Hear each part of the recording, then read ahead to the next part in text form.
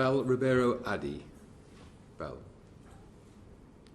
Chair, it's a pleasure to serve under your chairmanship. I want to start by paying tribute to Tanika and Chloe from 5 Times More, who have been leading the charge in calling for action on Black maternal health. Black women are 4 times more likely to die in pregnancy and childbirth.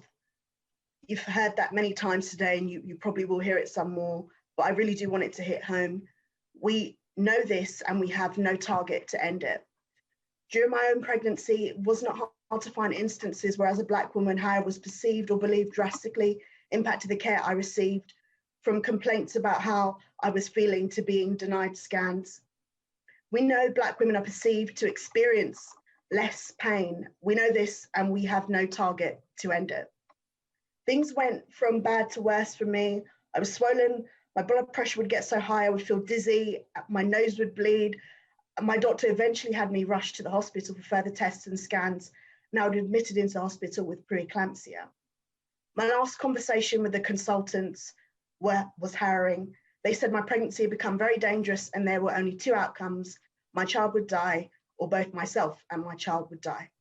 My diagnosis was too late for any intervention, and the simple steps, which I soon found were simple things such as taking aspirin. This was no longer an option for me. Their advice was for a late termination and a delivery to save myself. They also explained that my condition was deteriorating so quickly that I would immediately have to nominate someone to make the decision for me if I should become unconscious. 83% of women of African origin, like myself, and 80% of Caribbean women suffer a near miss in pregnancy and childbirth. And not only do we not have a target to end this, we do not have information about the health issues that Black women go on to face. I didn't have to make this decision because a scan scheduled the next day after that meeting showed that my baby's heart had stopped beating.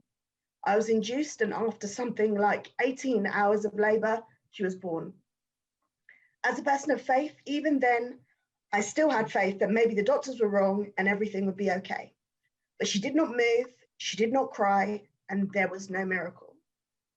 Black babies have a 50% increased risk of neonatal death and 121% increased risk of stillbirth, like my own daughter. And with figures like that, I wonder how much of a chance she really had. We know this, and we have no target to end it. And you know, when I talk about this, I'm asked how long ago it was, how far along I was. And I just want to say that when any woman loses a baby, however her pregnancy ends, miscarriage, stillbirth, even an abortion if she had to have one, it's not for anyone else to quantify how much pain she must feel, as if to decide how much empathy to show, and certainly not as if to decide how much care she should be shown. I would like for people to stop blaming Black women. That's all I've heard in response to some of the messages that have been put out. So often Black women are viewed as the problem, but we could be the solution if you would just listen to us, if you would just respect us, and if you would just care for us. We are not a lump of comorbidities. Some of us that go on to have these tragic experiences did not even have any comorbidities. We are Black women who have decided to bring life into this world, and that choice has become a matter of life and death and health. The inequality we face is not our fault. Inequality is an institutional and political outcome. Inequality is an institutional and political choice, and it's the duty of the government to end it, not to outsource responsibility and blame those who are suffering. In the US, they just had a Black Maternal Health Week, and they had $200 million put towards ending this disparity and training clinicians. In the UK, we have a government who's ordered reports that institutional racism does not exist. So today, when the minister responds, I don't want to hear what the government think is wrong with women that look like me. I want to hear what they will do to protect women that look like me and the children that we have. I want to hear that this government realizes that if they are not part of the solution, they are part of the problem.